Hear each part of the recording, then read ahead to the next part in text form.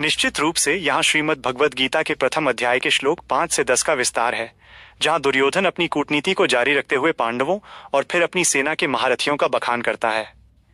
द्रोणाचार्य के मौन ने दुर्योधन को और अधिक बोलने के लिए प्रेरित किया। वह गुरु के चेहरे पर किसी भी प्रकार के भाव को पढ़ने में असमर्थ था, इसलिए उसने अपनी बात को और अधिक विस्तार देना शुरू किया। श्लोक 5 और 6 पांडवों के अदृश्य स्तंभ। धृष्टकेतुश्चेकितानः काशीराजश्च वीर्यवान पुरुजित कुंती भोजश्च शैब्यश्च नरपुंगवः युधामन्युश्च विक्रांत उत्तमौजाश्च वीर्यवान सौभद्रो द्रौपदेयाश्च सर्व एव महारथाः। दुर्योधन ने गिनाना शुरू किया कि केवल भीम और अर्जुन ही नहीं, बल्कि धृष्टकेतु, चेकितान और काशी के अत्यंत शक्तिशाली राजा भी वहां खड़े हैं। उसने कुंती भोज और शैब्य जैसे महारथियों का नाम लिया, जिन्हें वो समाज में श्रेष्ठ मनुष्य के रूप में जानता था। फिर उसने पांडव पक्ष के युवा रक्त का उल्लेख किया, अभिमन्यु, सुभद्रा का पुत्र और द्रौपदी के 5 पुत्र। दुर्योधन के स्वर में एक कड़वाहट थी। वो जानता था कि ये युवा योद्धा न केवल निपुण हैं, बल्कि पांडवों के प्रति अगाध प्रेम और कौरवों के प्रति तीव्र रोष से भरे हुए हैं। उसने स्वीकार किया कि ये सब महारथी हैं। एक महारथी वो होता है जो अकेला 10,000 धनुर्धारियों से लड़ सके। श्लोक 7 और 8 अपनी शक्ति का प्रदर्शन, आत्म सांत्वना।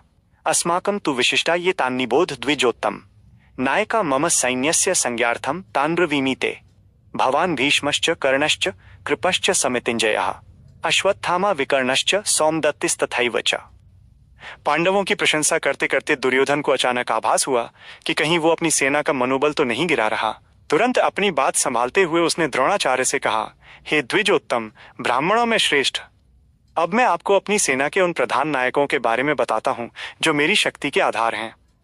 उसने सबसे पहले द्रोणाचार्य भगवान का नाम लिया ताकि गुरु को सम्मान महसूस हो। उसके बाद भीष्म पितामह, फिर कर्ण जिस पर उसे सबसे अधिक भरोसा था, कृपाचार्य, अश्वत्थामा द्रोण के पुत्र, विकर्ण और भूरिश्रवा सोमदत्त का पुत्र का नाम लिया। यहाँ दुर्योधन का कर्ण का नाम लेना महत्वपूर्ण था, क्योंकि वो जानता था कि कर्ण ही वह व्यक्ति है जो अर्जुन का सामना कर सकता है। श्लोक 9 बलिदान की आशंका। अन्ये च बहवः शूरा मदर्थे त्यक्त जीविताः नाना शस्त्र प्रहरणाः सर्वे युद्ध विशारदाः। यहाँ दुर्योधन के मुख से अनजाने में एक कड़वा सच निकल गया। उसने कहा, मेरी सेना में ऐसे अनेक शूरवीर हैं जो मेरे लिए अपना जीवन त्यागने को तैयार हैं। आध्यात्मिक रूप से देखें तो ये एक भविष्यवाणी थी।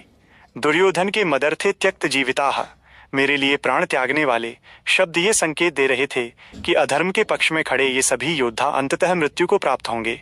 ये सभी नाना प्रकार के शस्त्रों के संचालन में निपुण और युद्ध कला के विशेषज्ञ विशारद थे।